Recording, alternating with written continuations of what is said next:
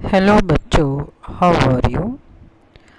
आज हम प्रसिद्ध उर्दू लेखिका रजिया सज्जाद ज़हीर द्वारा रचित पाठ नमक करेंगे, लेकिन उससे पहले हम करेंगे लेखिका का परिचय। तो रजिया सज्जाद ज़हीर उर्दू की जाने माने लेखिका हैं। इनका जन्म 15 फरवरी सन 1917 यानी 1917 में राजस्थान के अजमेर शहर में हुआ था। इनकी प्रमुख रचनाएं जर्द गुलाब जो उर्दू कहानी संग्रह है और इन्हें सोवियत भूमि नेहरू पुरस्कार, उर्दू अकादमी उत्तर प्रदेश अखिल भारतीय लेखिका संघ अवार्ड से सम्मानित किया गया था। इस महान लेखिका का निधन 18 दिसंबर सन 1979 यानी 1979 में हुआ था। हमारे दृढ़ संकल्प ही हमारी ताकत है, हमारा लिखना ही हमें जिंदा रखता है। ये उन लेखकों के और लेखिकाओं के लिए है जो अपनी कलम के द्वारा पूरे संसार को चकित कर देते हैं। रज़िया सज्जाद ज़हीर मूल रूप से मैंने बताया था आपको उर्दू कहानीकार हैं। उन्होंने बीए तक की शिक्षा घर पर रहकर ही प्राप्त की और विवाह होने के बाद उन्होंने इलाहाबाद से उर्दू में एमए की परीक्षा पास की और सन 1947 यानी 1947 में वे अजमेर से लखनऊ आई और यहाँ करामात हुस्न गर्ल्स कॉलेज में पढ़ाने लगे। सन 1965 में अर्थात 1965 में उनकी नियुक्ति सोवियत सूचना विभाग में हुई थी। आधुनिक उर्दू कथा साहित्य में रज़िया सज्जाद ज़हीर का स्थान महत्वपूर्ण है। उन्होंने कहानी और उपन्यास दोनों ही लिखे हैं। उर्दू में बाइल साहित्य की भी रचना की है। मौलिक सर्जन के साथ साथ उन्होंने कई अन्य भाषाओं में उर्दू में कुछ पुस्तकों का अनुवाद भी किया है। रज़िया जी की भाषा सहज, सरल और मुहावरेदार है। उनकी कुछ कहानियाँ देवनागरी में भी लिप्यान्तरित हो चुकी है, यानी कि देवनागरी भाषा में भी यानी हिंदी भाषा में उसका अनुवाद हो चुका है। रज़िया सज्जाद ज़हीर की कहानियों में सामाजिक सद्भाव, धार्मिक सहिष्णुता और आधुनिक संदर्भों में बदलते हुए पारिवारिक मूल्यों को उभारने का सफल प्रयास मिलता है। सामाजिक यथार्थ और मानवीय गुणों का सहज सामंजस्य उनकी कहानियों की प्रमुख विशेषता है। रज़िया सज्जाद ज़हीर की नमक शीर्षक कहानी भारत पाकिस्तान विभाजन के बाद सरहद के दोनों तरफ के विस्थापित पुनर्वासित जनों के दिलों को टटोलती हुई एक मार्मिक कहानी है। जब 1947 में भारत और पाकिस्तान का विभाजन हुआ था तो भारत से गए हुए पाक विभाजन में यहाँ के लोग वहाँ जाकर स्थापित हुए थे या बसे थे और वहाँ के यहाँ बसे थे। तो एक अपनी जन्मभूमि को छोड़कर दूसरी जगह पर आकर बसना और फिर वापस अपने रिश्तेदारों से जाकर मिलना, तो इस कहानी में उन्हीं के दिलों को टटोलते एक मन को छूने वाली कहानी है। तो दिलों को टटोलने की इस कोशिश में अपने पराए देश प्रदेश की कई प्रचलित धारणाओं पर सवाल खड़े किए गए हैं। विस्थापित होकर भी आए सिख बीबी आज भी लाहौर को अपना वतन मानती है और सौगात यानी नजराना, गिफ्ट कह सकते हैं आप इसको, तौर पर वहाँ का नमक लाने जाने की फरमाइश करती है। कस्टम अधिकारी नमक ले जाने की इजाज़त देते हुए, जो कि गैर कानूनी है, दिल्ली को अपना वतन बताते हैं। दिल्ली यानी वर्तमान दिल्ली। इसी तरह भारतीय कस्टम अधिकारी सुनील दास गुप्ता का कहना है कि मेरा वतन ढाका है। राष्ट्र राज्यों की नई सीमा रेखाएं खींची जा चुकी हैं और मजहबी आधार पर लोग इन रेखाओं के इधर उधर अपनी जगह मुकर्रर कर चुके हैं। मुकर्रर यानी कि जगह ले चुके हैं। इसके बावजूद ज़मीन पर खींची गई रेखाएं उनके अंतर्मन तक नहीं पहुंच पाई हैं। लेकिन अगर राजनीतिक यथार्थ को देखें तो आज दोनों देशों की अपनी अलग अलग पहचान है और एक अनचाही अप्रीतिकर बाहरी सभ्यता ने उन्हें अपने अपने जन्म स्थानों से विस्थापित तो कर दिया है। यानी कि भारत से पाकिस्तान गए लोग और पाकिस्तान से भारत आए लोग अपनी मातृभूमि से अलग तो हो गए हैं, लेकिन उनके दिलों में अभी भी अपने देश, अपने वतन की याद नहीं मिटाई जा सकती। तो इस कहानी में ऐसी ही एक मन को छूने वाली कहानी का वर्णन किया गया है और लोगों के दिलों में एक सवाल छोड़ते जा रहे हैं कि क्या सरहद जो है लाइन खींचने से क्या लोगों के दिलों पर लाइन खींची जा सकती है। तो आइए अब हम पाठ पढ़ते हैं। नमक। उन सिख बीबी को देखकर सफ़िया हैरान रह गई थी। किस कदर वह उसकी माँ से मिलती थी। वही भारी भरकम जिस्म, छोटी छोटी चमकदार आँखें जिनमें नेकी, मोहब्बत और रहमदिली की रोशनी जगमगाई करती थी। चेहरा जैसे कोई खुली हुई किताब हो, वैसा ही सफ़ेद बारीक मलमल का दुपट्टा जैसा उसकी अम्मा मुहर्रम में ओढ़ा करती थी।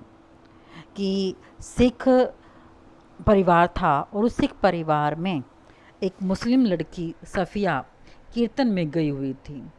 तो कीर्तन में जब वहाँ पर जाकर देखती है कि एक बूढ़ी सिख औरत बैठी है और उसकी शक्ल उसकी माँ से मिलती जुलती है, उसे देखकर वह हैरान हो जाती है और सफ़िया बार बार उस औरत की तरफ देखती है, यानी सिख बीबी की तरफ देखती है। तो उसके ऐसे बार बार देखने से उसने अपनी बहू से को बुलाया और पूछा कि ये कौन है।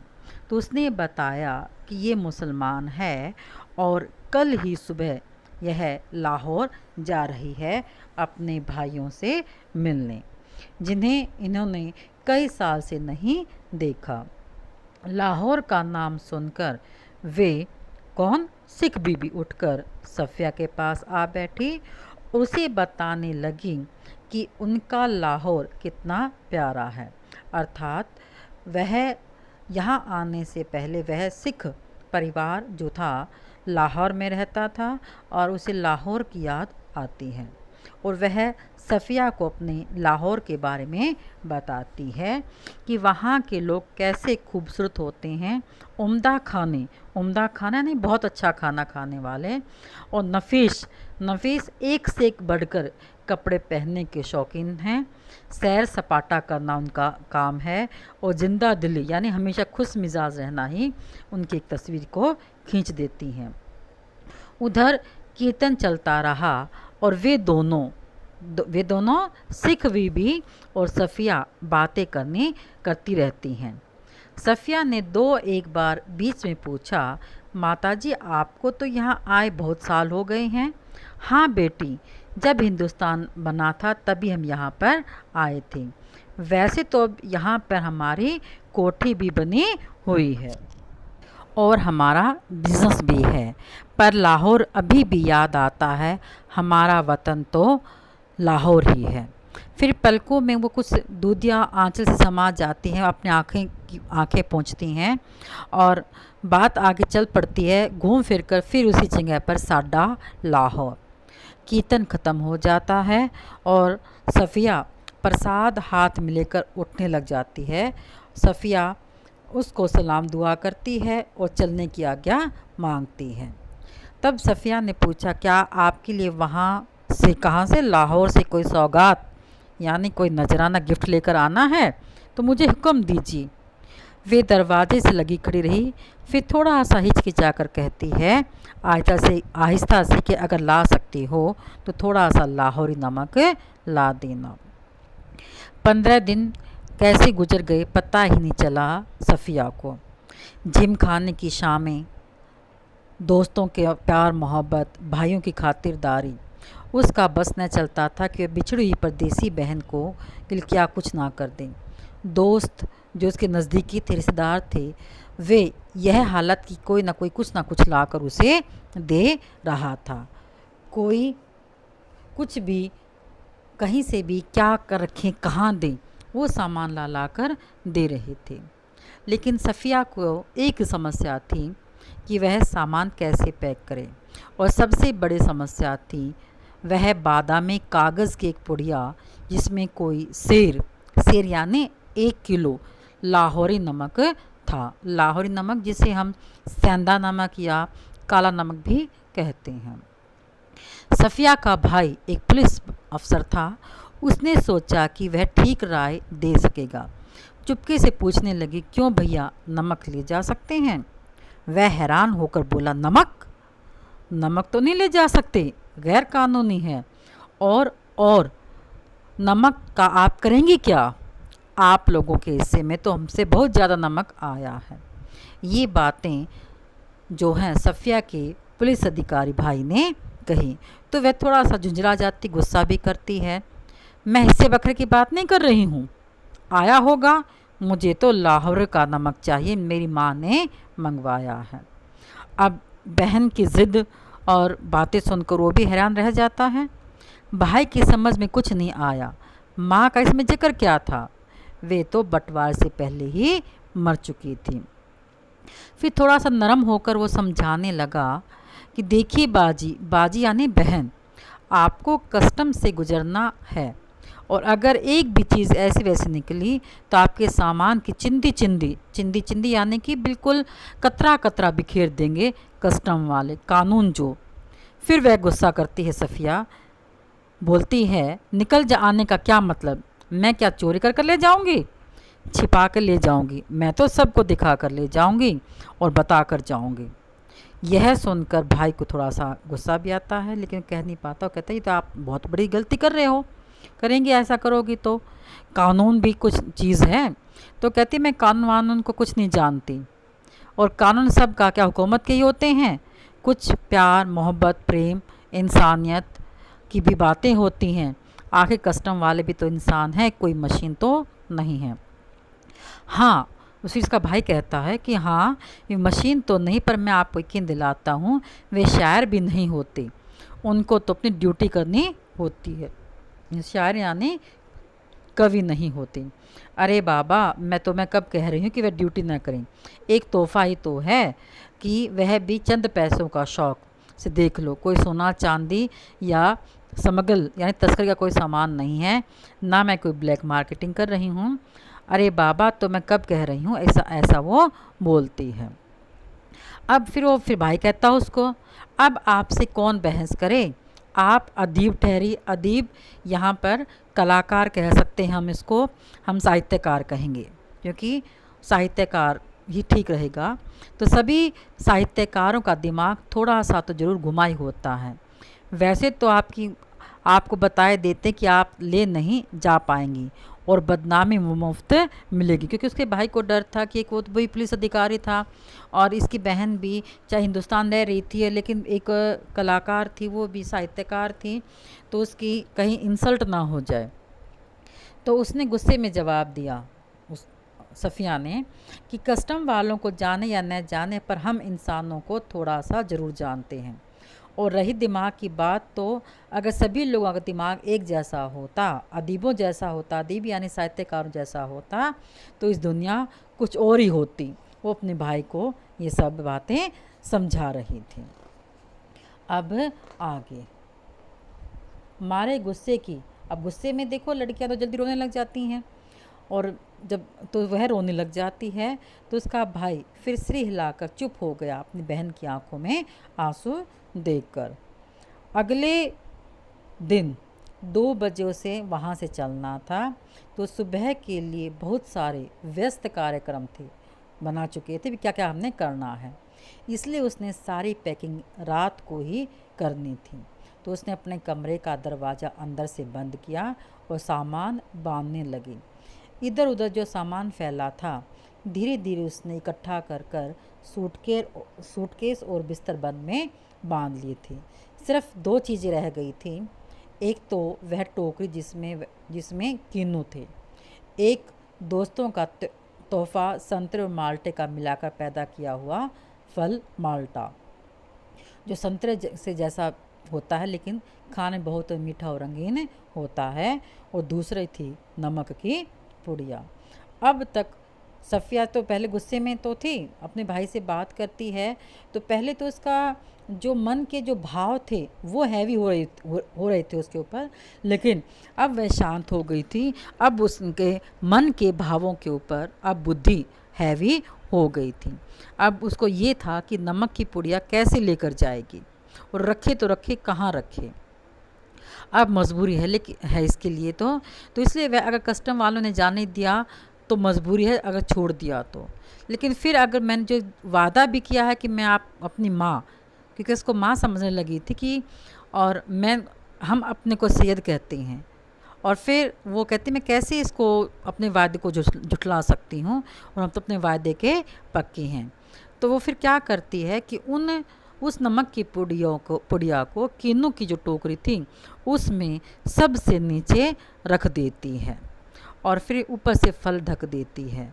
उधर से केले, इधर से किन्नू सभी ला जा रहे हैं, तो क्या मैं नमक नहीं ले जा सकती? और फिर वो नमक की पुड़िया उस किन्नू की टोकरी में छिपा देती। पहले किन्नू जो है लटती है, लटने के बाद नमक रखती है, और नमक रखने के बाद ऊपर से किन्नू ढक देती है ताकि इसको नमक ना दिखाई दे किसी को।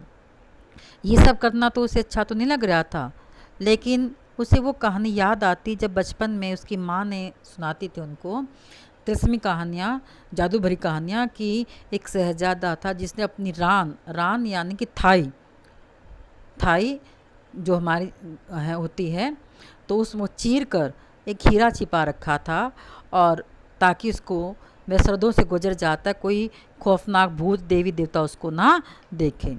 तो यही सोचकर उसने किन्नू की टोकरी में नमक की पुड़िया छुपा लेती है, और आसपास नमक रखकर वह आश्वस्त हो जाती है, और फिर सूटकेस को पलंग के नीचे सरका देती है, और टोकरी उठाकर पलंग के नीचे सिरहाने रखी है, और वह लेट कर दोहर ओढ़ लेती है। दोहर यानी कि डबल जो कंबल कह सकते हैं हम, उसको ओढ़ लेती है।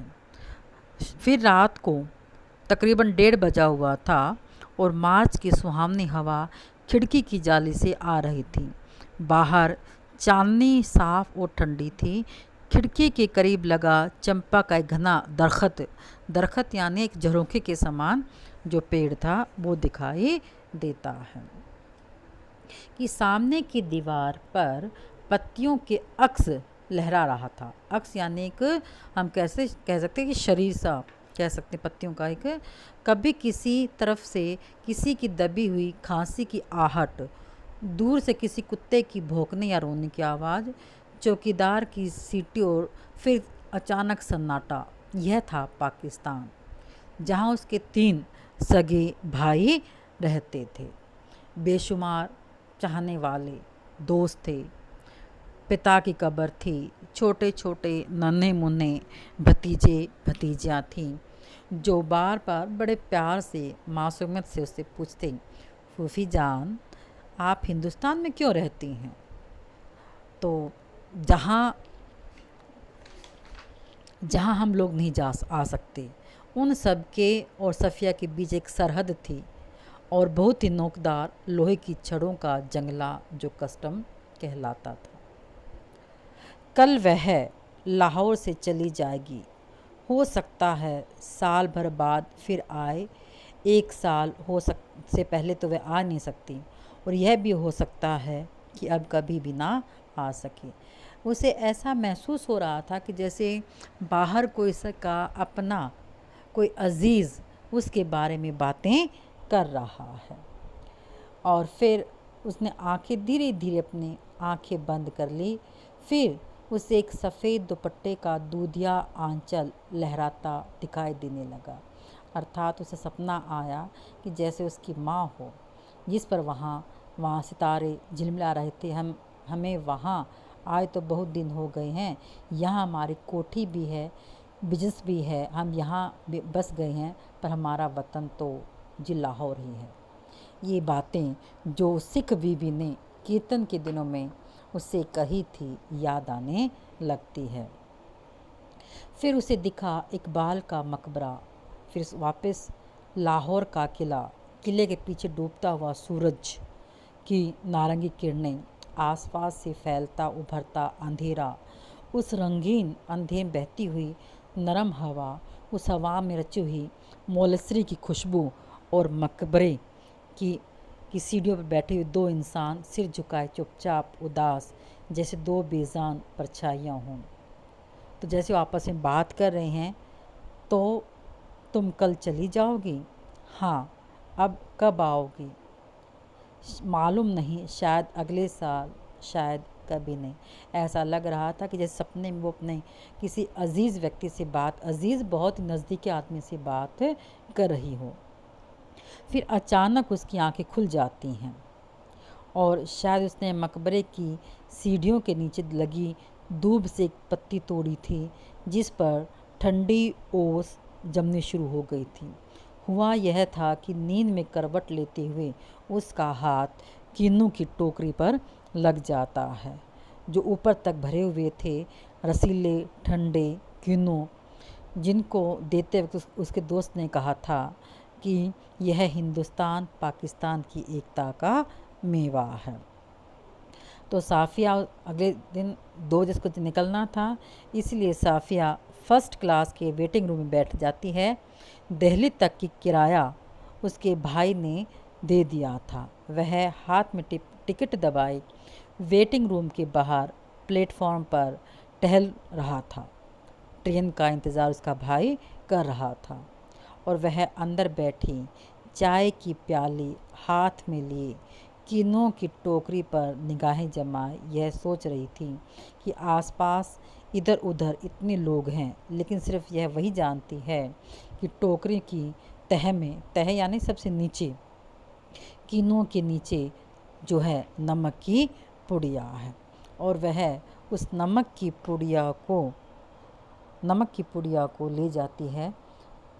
तो सिर्फ उसे ही पता था कि जब उसका सामान कस्टम पर जांच के लिए बाहर निकाला जाने लगा तो उसे एक झरझरी सी हुई। झरझरी इसके शरीर में एक अजीब सी कंपन हुई और उसने उठी अचानक फैसला किया कि वह किसी के लिए चोरी थोड़ी करके ले जा रही है। किसी ने प्रेम से मोहब्बत से उससे एक तोहफ़ा मांगा है, एक गिफ्ट मांगा है, तो वह गिफ्ट वो छिपा कर नहीं लेकर जाएगी, बल्कि वो उस गिफ्ट को दिखा कर लेकर जाएगी। और वह जल्दी से उसने किन्नू की टोकरी से पुड़िया निकाली और अपने हैंडबैग में डाल दी, जिसमें उसके पैसों का पर्स था, एक पासपोर्ट था। और वह सामान जब कस्टम से होकर रेल तक चला तो एक कस्टम अधिकारी के पास जाती है और जो खाली मेज़ थी वहाँ दो इक्का दुक्का सामान रखे थे और वह वही उसी साहब को यहाँ पर दिखाती है। तो आज हम इतना ही पढ़ेंगे और फिर बाकी हम जो टेस्ट संख्या बच गई हैं वो हम कल करेंगे।